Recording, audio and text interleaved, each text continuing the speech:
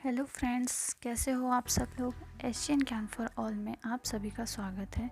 बाल विकास और शिक्षा शास्त्र की हमने प्रैक्टिस सीरीज़ स्टार्ट की हुई है।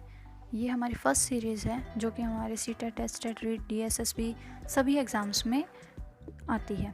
तो बिना टाइम वेस्ट किए हुए चलिए स्टार्ट करते हैं अब अपनी वीडियो को। ये पार्ट 2 है हमारा और इसमें हमारा फर्स्ट क्वेश्चन है, निम्न में से कौन सा सीखने के मुख्य नियमों में शामिल नहीं है। तत्परता का नियम, अभ्यास का नियम, प्रभाव का नियम, बहु अनुक्रिया का नियम।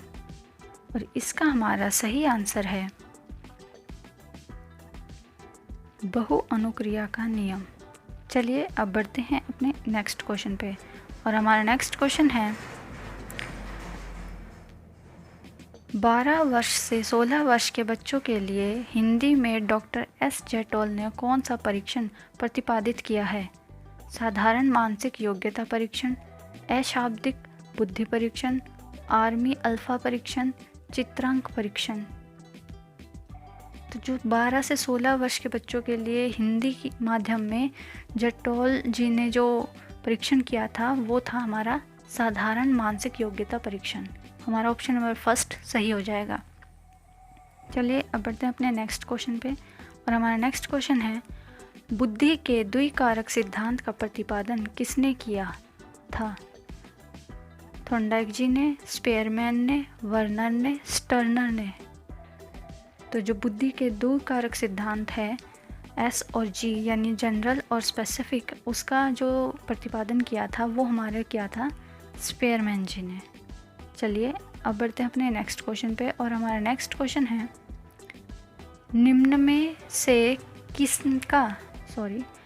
से किनका नाम सुसर्जन शास्त्र के पिता से जुड़ा हुआ है। क्रोवेक्रो, रॉस, वुडवर्थ, गाल्टन। तो जो सुजनन शास्त्र हैं उनके पिता जो हैं वो बोले जाते हैं गाल्टन जी को। चलिए अब बढ़ते हैं अपने नेक्स्ट क्वेश्चन पे। और हमारा नेक्स्ट क्वेश्चन है, ग्रंथियों के आधार पर व्यक्तित्व के विभिन्न प्रकारों की चर्चा किसने की थी। जितनी भी हमारी ग्रंथियां हैं उनके आधार पर जो हमारा बिहेवियर है उसको बांटने वाले जो थे वो कौन थे। Cannon, Kretschmer, Jung, Spencer. तो वो थे हमारे कैनन जी। चलिए अब बढ़ते हैं अपने नेक्स्ट क्वेश्चन पे। और नेक्स्ट क्वेश्चन हमारा, सृजनात्मकता मौलिक परिणामों को अभिव्यक्त करने की मानसिक प्रक्रिया है। यह कथन किसका है। कॉलवे ब्रूस का, ड्रेवल का, क्रोवेक्रो का, डिहान का। तो जो हमारी सृजनात्मकता मौलिक परिणामों को अभिव्यक्त करने की मानसिक प्रक्रिया है ये बोला गया था क्रोवेक्रो के द्वारा।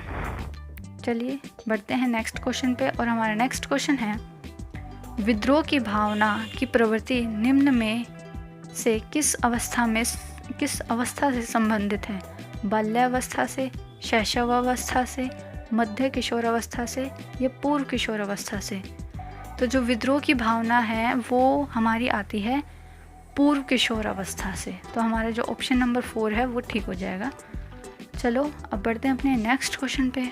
और हमारा नेक्स्ट क्वेश्चन है, सीखने की वह अवधि जब सीखने की प्रक्रिया में कोई उन्नति नहीं होती कहलाती है। यानी कि जितना भी हम सीख रहे हैं उससे ना तो हमें कोई पॉजिटिव रिइंफोर्समेंट मिल रहा है, यानी कि हमें कुछ भी प्राप्त नहीं हो रहा और ना ही हमारी बुद्धि में कोई विकास हो रहा है।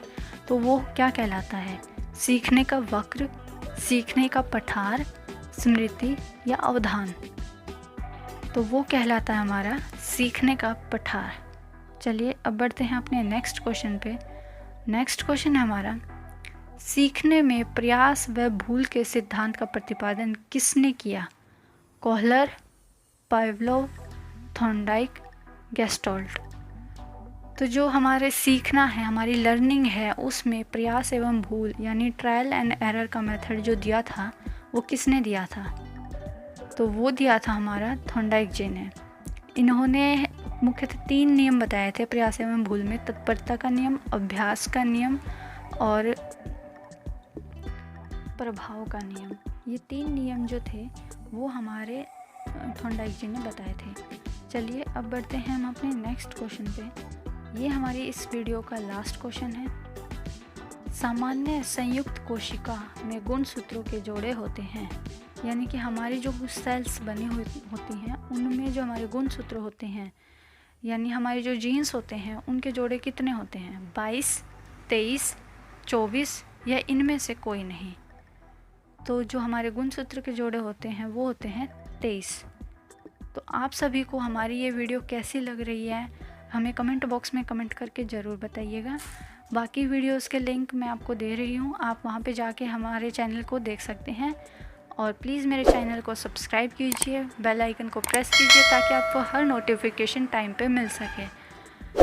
थैंक्स फॉर वॉचिंग SGN ज्ञान फॉर ऑल।